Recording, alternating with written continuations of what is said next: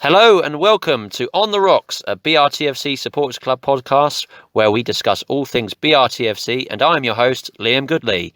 This broadcast and our club are sponsored by Reynolds Furniture. Visit their store on 27 to 31 High Street, Bognor Regis today, or log on to their website www.reynoldsfurniture.co.uk for more details on the fantastic local service they can offer you. I'm joined today by a long-term fan, a young man that now works very hard behind the scenes of this wonderful football club. Over the past few years, I have been able to get to know him over the many travelled miles with the Rocks on tour, coach trips to away games across the UK, and I'm proud to call him a friend today. I've learned to appreciate his passion for the club and his drive to see this team succeed on and off the pitch. And as you have guessed it, all we talk about is Bognor Regis Town FC. Welcome to the one and only Kenneth Wood. Thanks for joining me, Ken. How are you? Very well, Liam. How about yourself? All good, all good. So let's get some background information on you, Ken. How did you start supporting the Rocks? Well, a friend of mine called Nathan used to come down regularly, and I had nothing to do on a Saturday, so I decided to take in and watch a Rocks game. That's great. So we're now in 2020. So how long have you been a fan for now? It must be about 21 years now, so it's gone really fast. Well, it does. I mean, I remember going, I think following the team, probably similar time, probably 98, 97 is when I started going with my granddad. So that's some years back now. So what do you like most about being a Bogner fan now, Ken? What makes it special for you? I'd just say it's the supporters, really, getting to know them over the years and watching the team regularly. So going on the coach trips, talking about football in general, as well as Bognor. So I've made a lot of friends. That's the main thing on the coach. I mean, everybody's really friendly, aren't they? And it's really nice to be on the coach, travelling home and away, to see Bognor, perform and hopefully get a win. And obviously it's a bit miserable coming back if we lose, but it's still chatting about football, all things football, isn't it? Bognor Regis. Yeah, definitely. So the people make it worthwhile. And they do a lot behind the scenes as well. Certainly do. The next question. What was the best Bognor goal you have seen at Nywood Lane or on the road in all your years watching the Rocks? Even though there's been several, my favourite, personally myself, was Jimmy Mewick's goal against Leyton Orient. Yeah. And Brad Lethbridge goal against Leatherhead, the footwork, as well, the close ball control and the way he fired it into the top corner in the closing minutes meant a lot to everyone. Yeah, both cracking goals. I remember that Jimmy Mewick goal with, unbelievable. To send us into the extra time, FA Trophy, I believe it was. Top bins, really, top corner. And the Lethbridge one, I didn't actually go to that one, but the Leatherhead game, he pulled out a really good finish there. I saw it on YouTube, actually. Fantastic finish from Bradley Lethbridge. So you're very passionate about fundraising and getting the word out about the club. Is that true? Yes, definitely. Dave Robinson's played a massive part as he wanted me on the Supporters Club committee. So I've tried to do a lot of work behind the scenes to make a difference for the football club, starting with the under-16 season tickets. I get basically every Friday off work. So in the summer, I did spend about 5 Fridays, giving maybe 3 to 4 hours time, or hours to put into it, definitely. You spend a lot of time at the club as obviously doing these under-16s tickets. It must take a lot of time up in your free time to do that. Yeah, I'm happy to help, basically. So when the club did promote it, I thought we could have pushed it a bit harder, basically. So in the end, I offered to give up my spare time to help the football club and to make a difference. So what is your drive then to sort of, be a part of the club and be now in the Supporters Club committee? It's quite easy, Liam. I love the football club, so I want to do as much as I possibly can and to make a difference. So, yeah, I do appreciate it anyway. And the way Dave and especially Ian wanted me to be involved. Obviously, Dave Robinson does so much for the club. I mean, he's like the driving force behind all this commercial stuff, isn't he? Trying to get, advertising boards and things into the club and trying to drive things forward. So it's good that you're getting involved with that. I love asking this question, Ken. Do you have a favourite all-time Bognor player? If so, who would you choose throughout the years you have followed the side? My favourite, personally, myself, if I'm allowed to choose two, I'd go with Michael Birmingham and Dan Beck. They've been my favourite players over the years.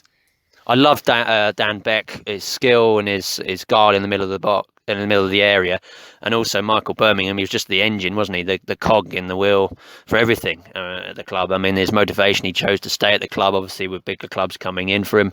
I just thought he was influential. Definitely, especially with Dan Beck. He came from Brighton as a youth player, and he started off on the left wing. but he's got a football brain. He's adjusted himself. He's played central midfield, right midfield, especially right back as well. He's played everywhere, even the 1 or 2 games in goal. Yeah, He's filled in as well. I remember that, even playing in goal, and actually did really well in goal. But I've seen him on many occasions play on full-back position. He's really stepped up his game. So I'm really happy with Dan Beck. I'm hoping he's still playing. Is he still playing at Burgess Hill? Yeah, I spoke to him or sent him a message on social media maybe a month or 2 ago, but he was carrying an injury. But hopefully he'll be back playing football soon for Burgess Hill. Yeah, he's still there, Liam. Yeah, I'm glad he's still playing. I mean, he's middle 30s now, isn't he? Sort of age. So I'm glad he's still carrying on playing the game. What are your views on our current squad, Ken? Are we strong enough to make the playoffs at the moment?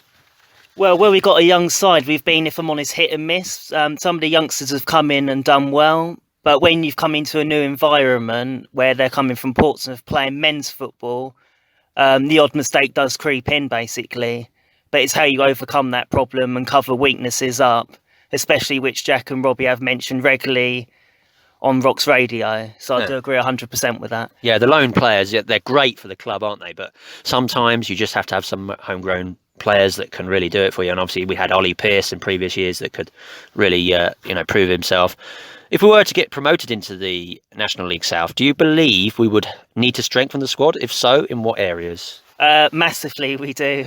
And if I'm honest, in every area, you do need a lot of experience, but at the same time, money comes into it. So a lot of work would have to be generated or like a financial backer, which is mentioned previously, to bridge that gap. But I'd like to keep most of the current side, but at least 4 or 5. And the physicality of that league, you'll come up against bigger and stronger players, and you've got to be switched on all the time. Yeah. And as we've seen this season, vulnerability on the ball, decision making, either put your foot through the ball or play safe instead of having the extra touch, because half the time it's not there. When we get in good areas, we take the extra touch.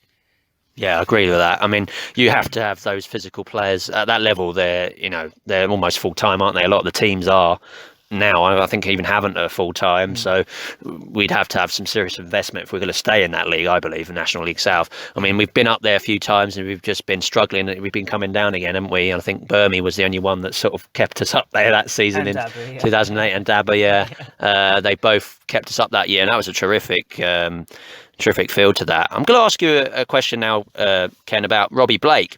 There seems to be an aura around him, isn't there?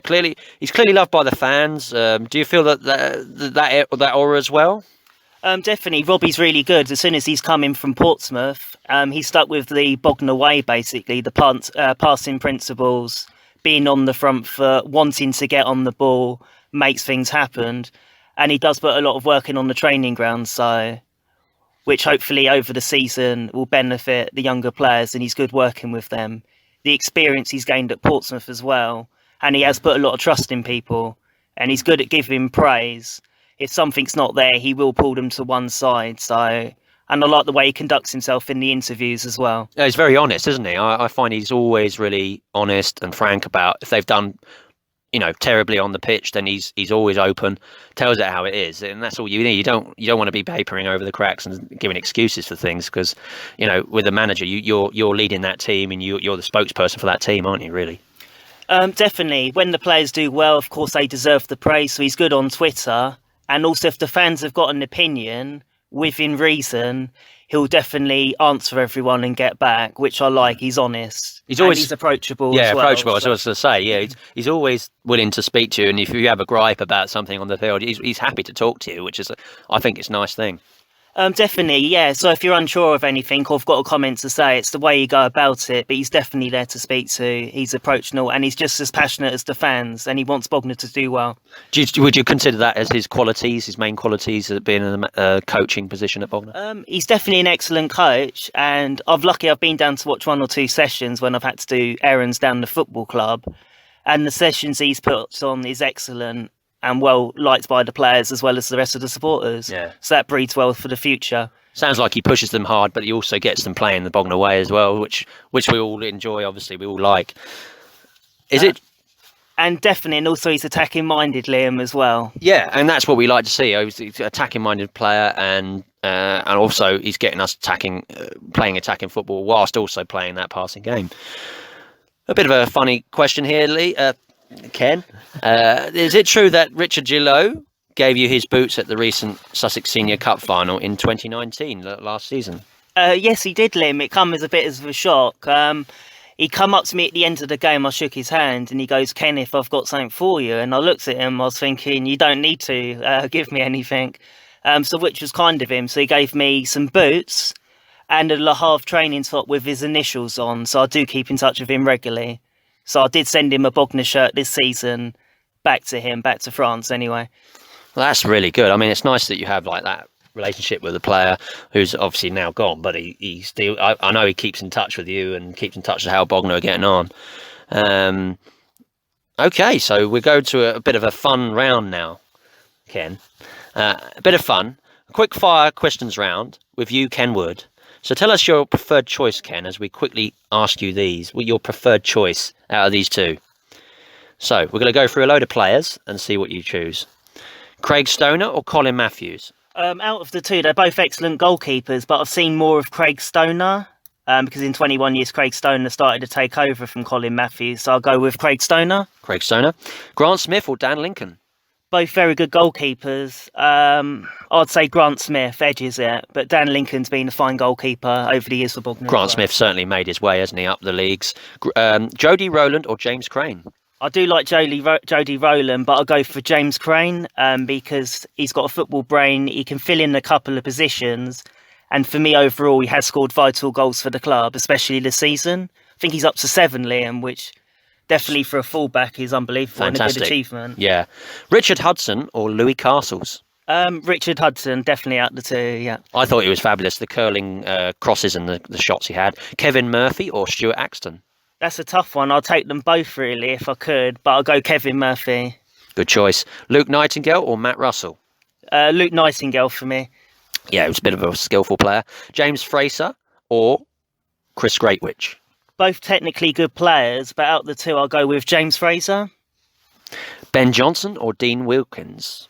Dean Wilkins was a good player, but because of the years of watching Bognor, Ben Johnson's delivered for me, so I'll go with Ben Johnson. I think his year with Jason Pryor, he was the main man, really, wasn't he? Getting those crosses in for Super Pryor. Guy Rutherford or Miles Rutherford? I'll go with Guy Rutherford. I would agree. Jay Pickering or Joel Lynch? Jay Pickering was good. He's a no-nonsense defender, but where Joel Lynch is now, high up in the Football League, I definitely think Joel Lynch edges it for me. Definitely. Jamie Howell or Kane Wills? I'll go with Kane Wills. He's got more energy of getting around the pitch, whereas Jamie, I liked him as a player and I still do as a person, but he's more of a defensive midfield player, whereas Kane Wills has got more energy and you could use him as a number 10 high up because he can press. Yeah. And he can fill in elsewhere as well for me. So definitely Kane Wills. Yeah, good choice. 80 Miles or Jason Pryor? Definitely Jason Pryor out the two. More prolific, wasn't he, in total over the course of the time that he was there? The team as well. Signed him from Moneyfields, so definitely a good find for the club. Real prospect. Okay, we'll look at some other questions then, Ken. Your first team is obviously Bognor, but as we know, many Rocks fans follow a team further up the pyramid. And obviously, tell us more about your team, Chelsea. Yeah, basically when I was little, and my dad especially, Chelsea fans, I've been brought up with Chelsea, and I've always stuck by them. I don't agree with people, as me personally, who keep changing sides over the years. So I've always stuck by my team, which is Chelsea and Bognor, of course. Yeah, obviously, if it comes through the family, it's easier to support the team that your family is supporting, which is ideal. Let's have a look at that. What is the most memorable game you have witnessed whilst following the Rocks so far? There's been several good moments for me, including when we beat Dulwich in the final when there's over 2,000 people here. That was an amazing feeling for me. Was that the playoff final? It was the playoff final. And also Godalming. That was quite an entertaining game. Yeah, that was. There's been others, but for me, that highlights it, along with Grimsby, the achievement and that cup run, getting Grimsby down here. When we scored that goal, Dan Beck scored that goal, I really thought we might get something there. Yeah, for me, we got hard done by at their place. A few decisions didn't go against us. You find yourself, I think with Grant Smith was injured, or goalkeeper got injured there. And Calvin did, didn't he? Kelvin, they targeted him. Was a difficult place to go to, but once again, even throughout that season, we gave a good account of ourselves. Yeah, certainly did. Thought we played really well in that game.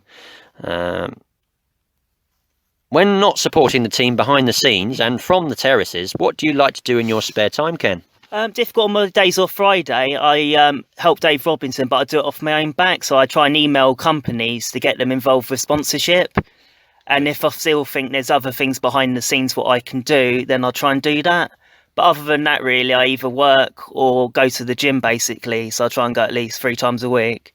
That's really good, Ken. So who is the best young player new arrival we have at the moment? Who do you think that's really stood out for you this season, like a young player who's fitted in quickest in the side this season, and why? If I'm honest, the whole team's very young, but my favourite players at the moment who are coming through and getting stronger game by game is Ashton Lee and Tommy Lee. Yeah, been instrumental. Ashton Lee's done well, and you think they've come from step 4. It just shows you, with the right attitude, willing to work hard and listen, especially to Robby and Jack, you can go far. And they've got a good future, so I'm hoping they stay with the club long term and continue to grow and get better. I think both of them been superb. Unfortunately, Ashton is obviously suffering with an injury at the moment. But Tommy Lee, for me, has been outstanding all season. How much do you think social media has changed the game, even at our level, Ken? Is it a good thing or a bad thing? Do you think it's been a good thing in general, or do you think it's hampered the game? That's a good question. For me, I think if you my honest opinion on that basically is it can work in both ways. Some people basically promote it really, and also agents can get in the way and they can interfere basically. Sometimes they've got the players' best interests at heart. Sometimes they're out to earn a quick buck or make money. And if this is on the non-league show, and I do agree with part of it, when players have scored 2 goals, it's good. But if you lose the game 4-2 and also too many videos trying to promote yourself, I can understand if you said well done to the team or thank the fans for coming as well, but try not to make it about yourself.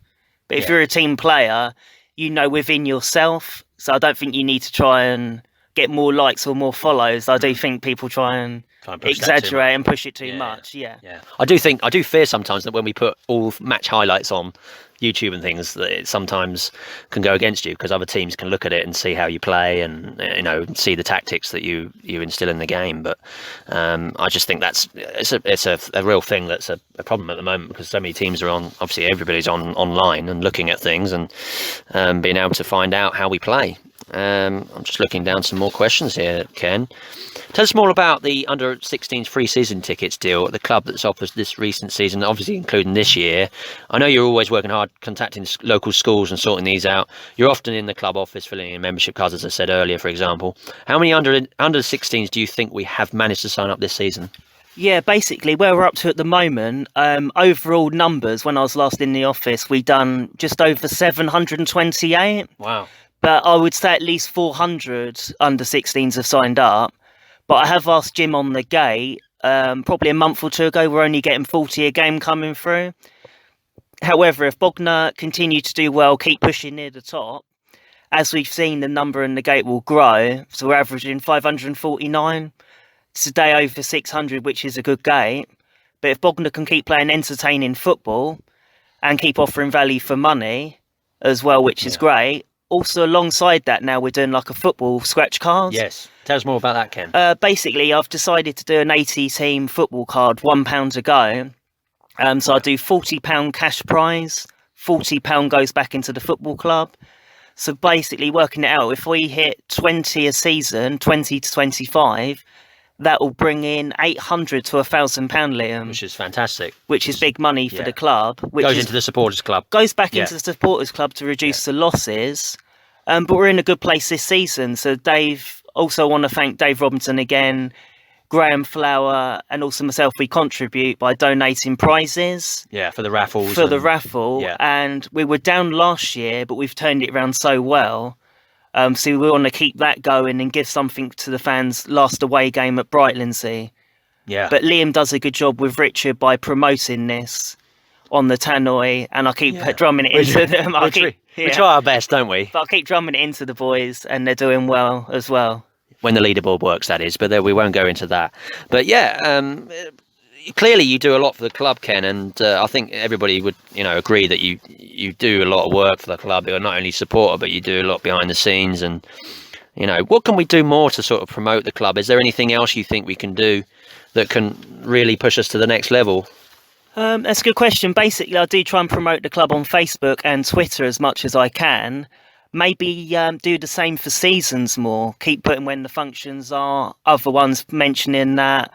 Also, maybe get Spirit FM back involved, basically. When I first come in to watch Bognor, Spirit FM were involved a lot more. But for some reason, it's not happening with them. So I don't know the ins and outs, what's gone wrong with them.